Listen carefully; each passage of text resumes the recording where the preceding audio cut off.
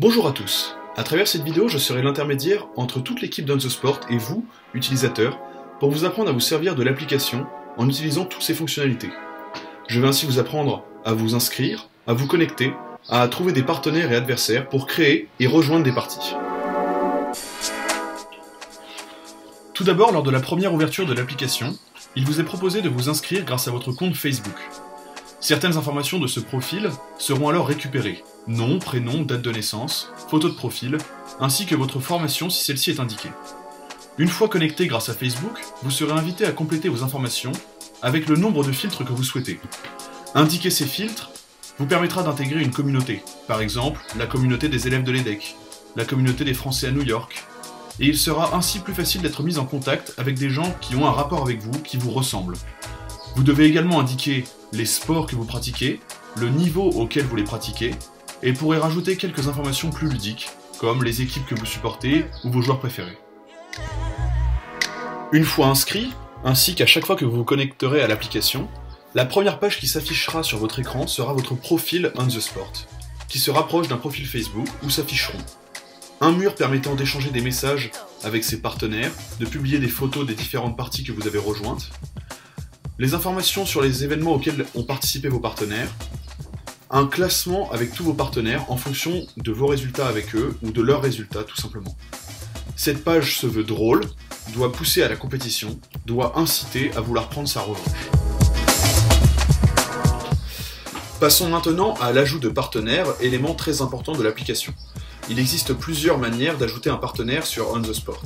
La première, la plus simple, est de taper le nom d'un joueur dans la barre de recherche et d'appuyer sur l'icône « Ajouter comme partenaire ». Celui-ci n'aura plus qu'à accepter la demande et vous serez partenaire sur l'application. Deuxièmement, lors de chaque connexion, durant les 5 premières minutes de connexion, un certain nombre de profils vous seront suggérés en fonction des points communs que vous avez avec lui. Sport pratiqué, communauté, partenaire en commun. Vous pourrez l'ajouter et celui-ci devra accepter votre demande pour être partenaire. Enfin, vous pouvez importer des contacts de vos différents comptes de différents réseaux sociaux, de Facebook, de Twitter ou encore de Gmail, de manière à réutiliser les contacts que vous avez dans d'autres réseaux sociaux sur On The Sport. Lorsque vous vous situez sur la page de votre profil On The Sport, un bouton en haut à gauche permet de faire apparaître une liste de tous les sports présents sur l'application. Lorsque l'on clique sur un sport, 2 rubriques apparaissent. La première rubrique est la rubrique « Rejoindre un événement ». Vous pouvez choisir de cocher la case « Hot » pour trouver les parties les plus proches dans le temps si vous êtes impatient de jouer.